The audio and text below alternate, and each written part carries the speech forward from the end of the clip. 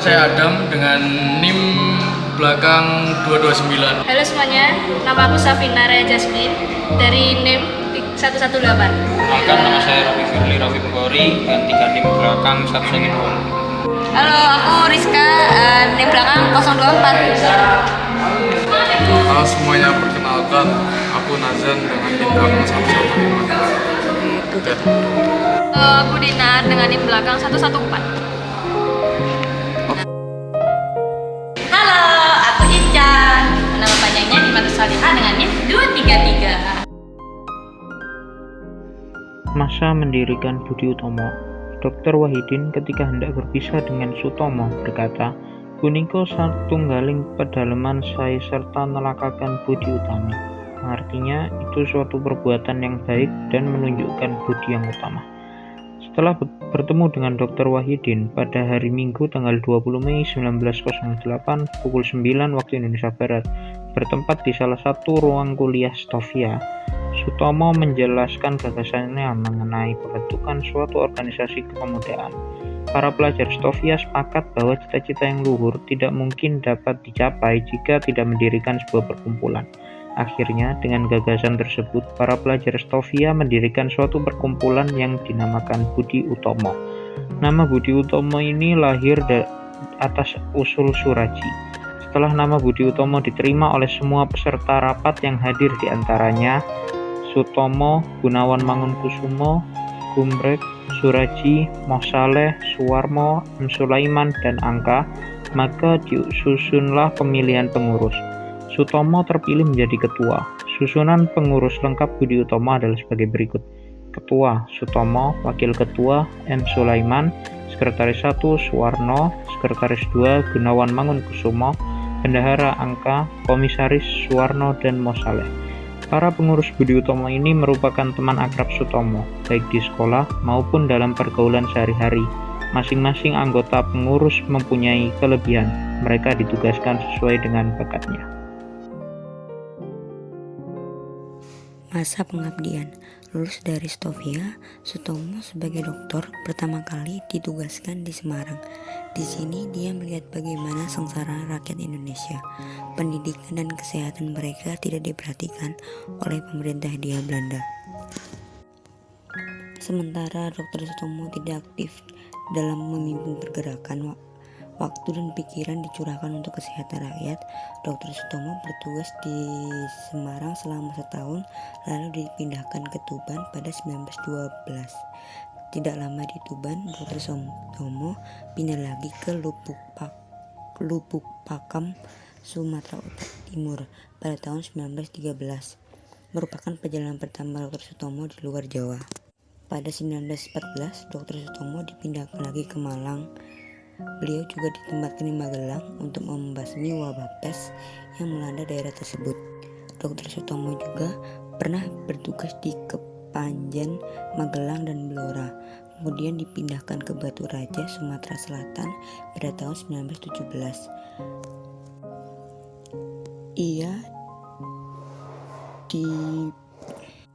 dipertemukan dengan seorang perawat Belanda yang bernama Everdina Bioring.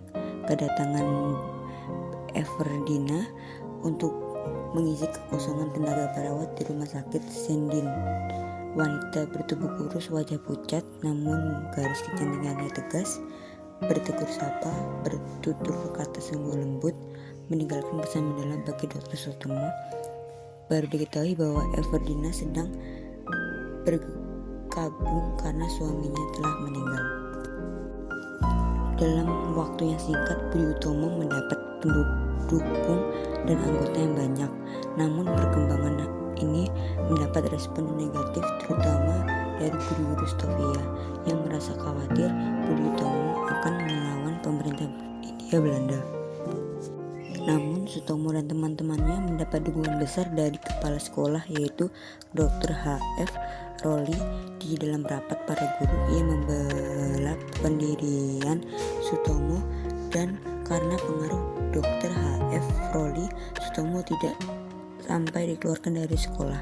Bahkan beliau memberikan bantuan keuangan, tenaga, dan pikiran. Kongres Budi Utomo pertama kali diadakan di Yogyakarta pada 3 Oktober 1908 pukul 21.00. Kongres Budi Utomo dibuka secara resmi. Berlangsung sampai 5 Oktober 1908. Dipimpin Dr. Wahid, berhasil menciptakan dan mengesahkan anggaran besar. Organisasi Budi Utomo memiliki tujuan yang paling utama, yaitu memajukan dan membina rakyat untuk mencapai kemerdekaan. Hingga pada Agustus 1909, Budi Utomo memiliki 40 cabang dengan anggota 10.000 anggota. Dr. Sutomo tetap menjadi pemimpin Budi Utomo cabang Jakarta sampai beliau lulus menjadi dokter di tahun 1911. Saat menuntut ilmu di Stovia, Dr. Sutomo mendapat cobaan yang berat, yaitu pada 28 Juli 1907 dia menerima telegram yang memberitakan bahwa ayahnya meninggal dunia. Kejadian ini membawa perubahan yang besar pada sikap, pemikiran, dan cara hidup Sutomo. Tidak lagi berkumpul dengan teman-teman, bersenda gurau, wajahnya sedih dan murung. Hubungan Soekarno dan teman-teman menjadi renggang. Hubungan Sutomo dan teman-temannya menjadi renggang. Mengalami perubahan menjadi teratur dan cermat. Kebiasaan buruk telah ditinggalkan. Dalam keadaan yang tenang itu, Sutomo bertemu dengan Dr. Wahidin Sudirohusodo. Beliau adalah pensiunan dokter yang memiliki cita-cita untuk membangun suatu badan yang menyelenggarakan dana pendidikan bagi anak-anak yang tidak mampu.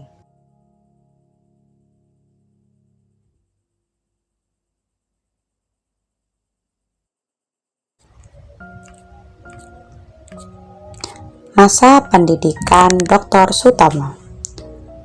Setelah menyelesaikan pelajarannya di ILC Bangil, terjadi pertentangan antara ayah Sutomo dan sang kakek.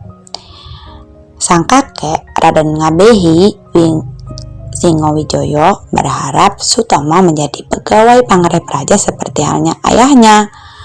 Namun sebaliknya, Raden Suwaji ingin Sutomo bersekolah di kedokteran. Kedua belah pihak seringkali bersitegang mempertahankan opini masing-masing. Sebenarnya, Dr. Sutomo lebih menginginkan sekolah dokter daripada menjadi sang raja. Karena ayahnya yang seorang wedana seringkali mengomel tentang buruknya perlakuan sang Pangrepraja. Pada suatu hari ia bertanya kepada ayahnya, "Mengapa Bapak mau menjalankan pekerjaan Pangrepraja?"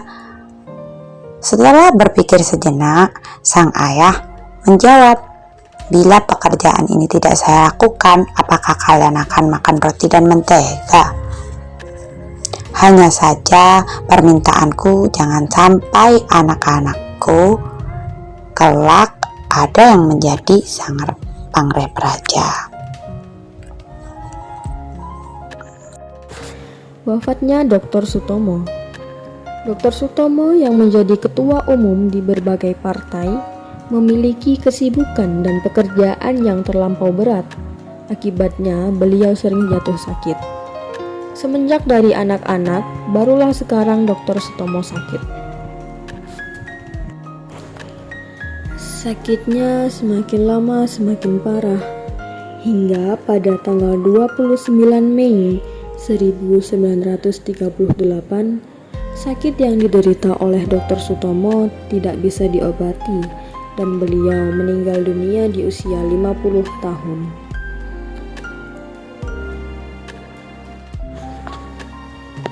Pesan terakhir Dr. Sutomo untuk kawan-kawannya adalah lanjutkan perjuangan sampai tercapai cita-cita kemuliaan bagi nusa dan bangsa.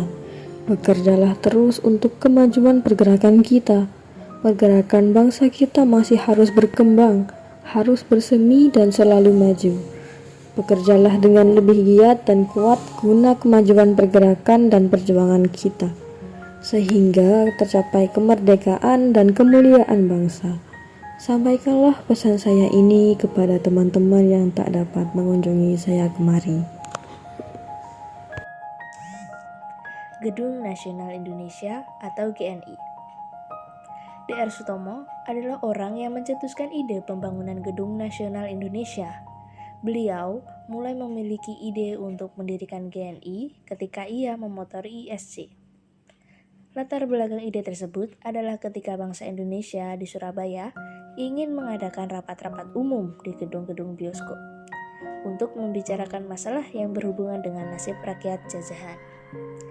Rapat umum tidak dapat dilangsungkan karena tekanan politik pemerintah kolonial Belanda meskipun sewa gedung telah dibayar.